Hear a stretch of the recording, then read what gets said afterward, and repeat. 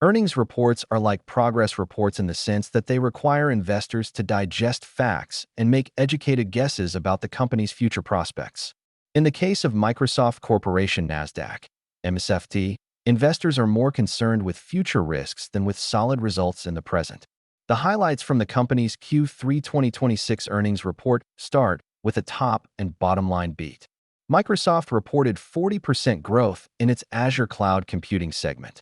That beat the high end of its guidance.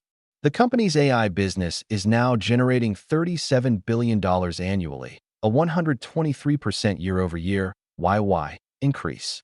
The company also reported that Copilot passed 20 million paid seats, up from 15 million in the prior quarter. That still represents a small fraction of the company's user base, but the sizable beat shows that momentum is on Microsoft's side for a platform that's ancillary to its core business. But Microsoft fell about 5% the day after earnings. Investors are focusing on two key issues: the company's capital expenditures and its relationship with OpenAI. The basics of supply and demand are raising CapEx plans. Microsoft announced that capital expenditures in its current quarter would exceed $40 billion, bringing the company's full-year total to $190 billion. Chief Executive Officer Satya Nadella attributed about $25 billion, over 60%, of the quarterly total to higher component pricing for GPU and CPU hardware. Putting aside what that has meant for a company like Intel Nasdaq, INTC, and what it likely means for chipmaker earnings such as NVIDIA Nasdaq, NVDA, and Advanced Micro Devices Nasdaq, AMD, the increased spending is being driven by the basics of supply and demand. That's a cost of doing business. But as Microsoft's $37 billion in AI revenue shows, it's a cost that is starting to deliver a return. A cloud over the OpenAI relationship. In its Q2 2026 earnings report, released in January, Microsoft reported a commercial backlog of $625 billion, a 110% YOY increase. In the most recent quarter, the company's remaining performance obligation, RPO, which is the closest proxy for backlog, came in at $627 billion. That's still 99% YOY growth, but it means the sequential gain was nearly flat. It's also where context matters. About 45% of the backlog stems from the company's relationship with OpenAI, including its $250 billion Azure commitment from October 2025.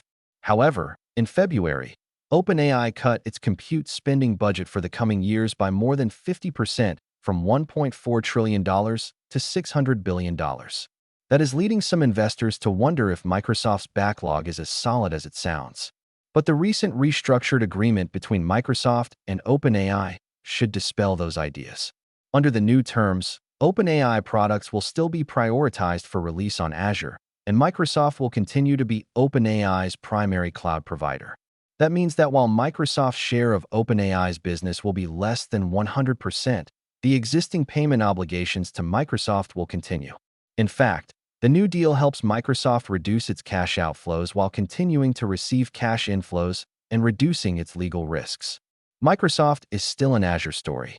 Stripping out OpenAI entirely, Microsoft's underlying RPO still grew 26%. That would be in line with historical norms and a sign that Microsoft's core commercial business is compounding steadily on its own. More importantly, Azure growth re-accelerated to 40% this quarter after slipping to 38% in Q2, directly contradicting the bear thesis that Azure is entering a period of structural deceleration. Furthermore, it suggests the capacity constraints that weighed on Q2 are easing, and that real enterprise demand, not just OpenAI commitments, is absorbing Microsoft's cloud build-out. Psychology is winning over fundamentals. There was nothing wrong with Microsoft's earnings report. A slightly lower Q4 revenue forecast and an equally slight slip on operating margin don't explain a drop of over 5% in Microsoft the day after earnings. This is about the presumption that many things that can go wrong will go wrong. That includes OpenAI revenue drying up, which would lead to slowing Azure growth, which could call the entire data center build-out into question. It would also leave Microsoft without a significant return for the cash that's coming off its balance sheet. However, all of that is based on the persistent belief that an AI bubble is real, even when real earnings results do not support that conclusion. Trading at around 24x forward earnings and 10x sales, Microsoft is hardly expensive compared to its own history and the premium normally afforded to blue-chip technology stocks.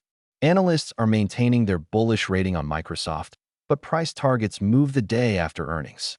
That said, the consensus price target of $555.95 still suggests 37% upside for Microsoft.